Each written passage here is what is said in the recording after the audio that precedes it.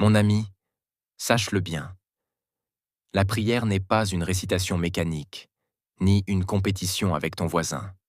Tu peux demander l'intercession des autres, mais retiens ceci. Le plus important n'est pas dans la forme, mais dans la sincérité de ton cœur. Car Dieu n'est ni magicien, ni charlatan. Il bénit nos œuvres et attache sa bénédiction à la générosité. Apportez toutes les dîmes à la maison du trésor. Mettez-moi de la sorte à l'épreuve, dit l'Éternel des armées. Et vous verrez si je n'ouvre pas pour vous les écluses des cieux, si je ne répands pas sur vous la bénédiction en abondance. Malachie 3,10.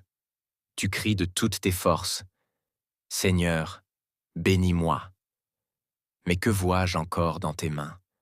Des rancunes, des malédictions lancées sans cause, de l'hypocrisie et de l'égoïsme. Ces mains que tu caches aux hommes sont nues et visibles devant Dieu. Je veux donc que les hommes prient en tout lieu, en élevant des mains pures, sans colère ni mauvaise pensée. 1 Timothée 2,8. Ne dis pas « Dieu n'exauce pas mes prières », car Dieu n'est pas un homme pour mentir, ni le Fils de l'homme pour se repentir. Ce qu'il dit, il l'accomplit. Nombre 23, 19. Alors, au lieu de passer des heures à crier dans tes prières, donne-toi entièrement à lui, et il se donnera entièrement à toi. Approchez-vous de Dieu, et il s'approchera de vous.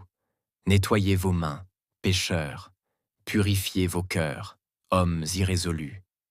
Jacques 4, 8.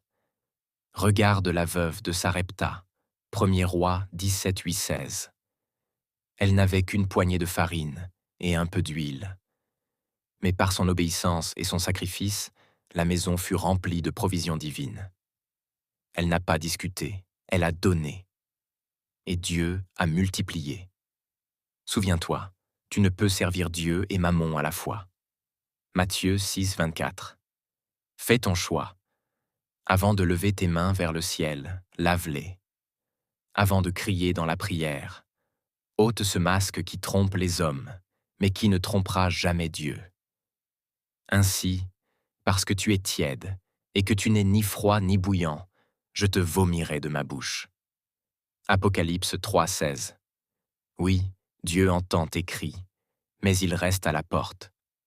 Pourquoi? Parce que tu lui refuses l'accès à cause des autres maîtres dans ta vie. Voici, je me tiens à la porte, et je frappe.